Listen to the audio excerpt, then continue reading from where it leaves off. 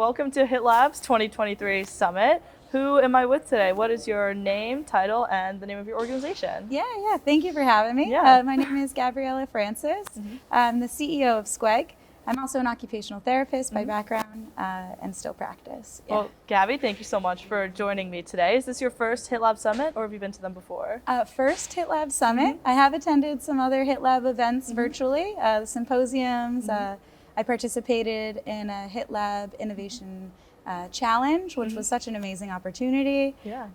And I've also done a Women's Health Tech Wednesday coffee chat, Yeah. just like this, with Nina, which was such an amazing experience. That's awesome. So it sounds like you already got a lot out of this summit, but what else are you looking to get out of it? What are some goals maybe you have for yourself, and what kind of things are you looking to learn and see? Great question. Yeah. First off, I am just a lifelong learner, so I love to just absorb it all. There's so many experts here, so it's just awesome to hear various perspectives. You have everyone from, major pharma corporations to healthcare providers like myself, and innovators, and so many awesome individuals to learn from.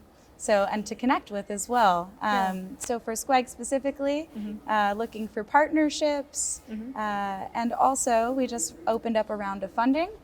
So connecting with investors has really been something I'm really grateful for. That's awesome. So happy for you. So talk to me a little bit about Squegg. What do you guys do? What's your mission? And how are you involved in digital health? Yeah, cool. We have a smart dynamometer, a smart handheld dynamometer. That's connected to an application, and it allows us to assess, monitor, and train upper extremity functions. And as a part of that, we have fun games and activities that also help to work on various treatment areas. And we have a healthcare provider application, so to be used in clinics, and then healthcare providers can assign home exercise programs, and then track and monitor how patients are doing over time. Yeah, that's awesome. So I'm sure you get this question all the time, but what was the inspiration for you creating Squegg? I know you said you have a bit of a history in the field, studying it, being an academic, but when did Squegg become your kind of brainchild, for lack of a better term? So I'm not a founder. Okay. So it was originally created by our founder, Saket, in 2019. Okay. And the product then was general health and wellness. It was designed to help increase grip for racket sports. Okay. I'm also an athletic trainer, so I immediately kind of clicked with that Absolutely. mission. But organically, he had OTs, PTs, different therapists come to him and say, I love this product, I use it in my clinic. He did some reflection and said, okay, but we can be better. We're not really suited for this, end user at this time. So he made the conscious choice to onboard key team members like myself to help lead this vision and integration into healthcare. So now we are completely pivoted to a digital health device and away from the kind of general health and wellness and more towards how to be used in healthcare to help promote and outcomes. That's great. So kind of going back to the foundation of the company, you said it started in 2019. Yes. So since you came on and it's completely changed its vision a little bit, how have you guys been able to leverage the pandemic and needing to do therapies at home in order to promote your product and push it to patients so they're able to kind of perform these exercises on their own and meet those benchmarks on their own time individually without a clinician? There's no doubt that the pandemic has definitely opened up a lot of doors, not only from a legislation standpoint when it comes to telemedicine, telerehab, but then also RTM, so remote therapeutic monitoring codes, CPT codes, that actually allow for insurance companies to reimburse the services of clinicians, in working with these different products and reviewing the data and integrating it into their own workflow, which is awesome. So really grateful for that side of things. But then overall, we've seen, an adoption of health and digital technologies across the board, really. So that's been great. And then as a kind of side note, Yeah. we've seen a big surgence of clinical research organizations and different research institutions that, you know, have transitioned from, you know, someone sitting in a clinic to perform the different assessments to being able to do it remotely and capture that data in a reliable measure. So we were also involved with that space, which was awesome. Yeah, definitely. There's a researcher out of University of Oklahoma who ran a study, and she was actually tracking, you know, how patients were recovering from COVID over time.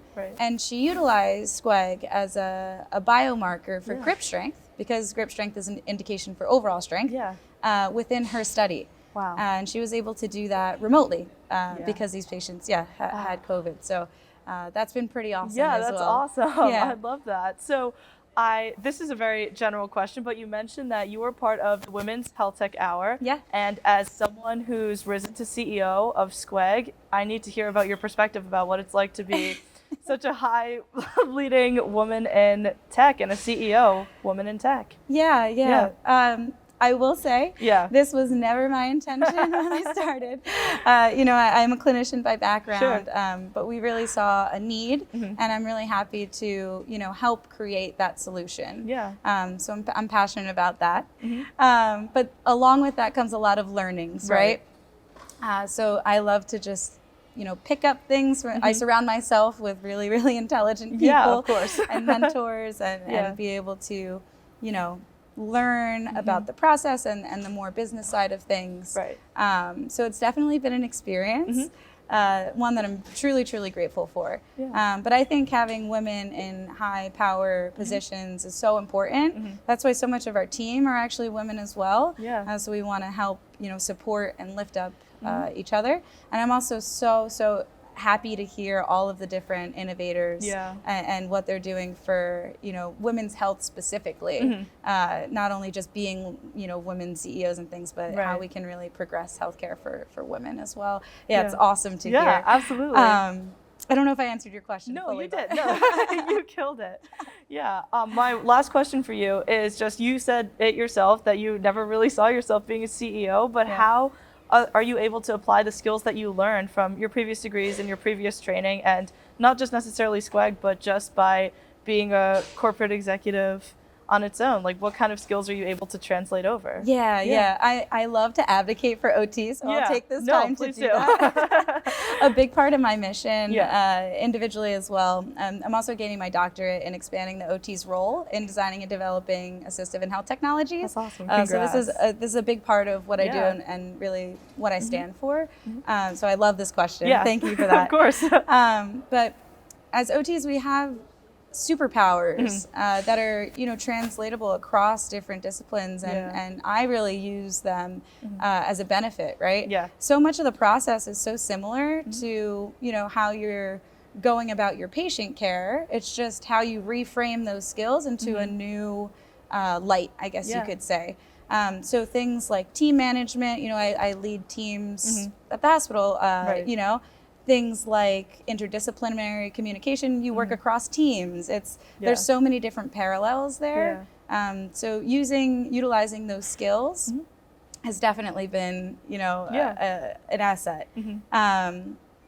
And there's just so many different intersections, right? And I think it's also really helpful that I'm leading the vision between healthcare and technology. And having that healthcare background really helps to have a user-centered design approach, right? So we're making products for therapists by therapists. So we get the process. Ultimately, it's going to help with integration into workflows because we understand them. And we want to try and, you know, decrease any of the friction or pain points, the anticipated ones, you know, that we can think of along the lines. So as we go. Totally. No, that was perfectly put. Gabby, thank you so much for chatting with me and answering my questions again. I really appreciate it. Awesome. It was great catching up with you. So thanks thank so you. much.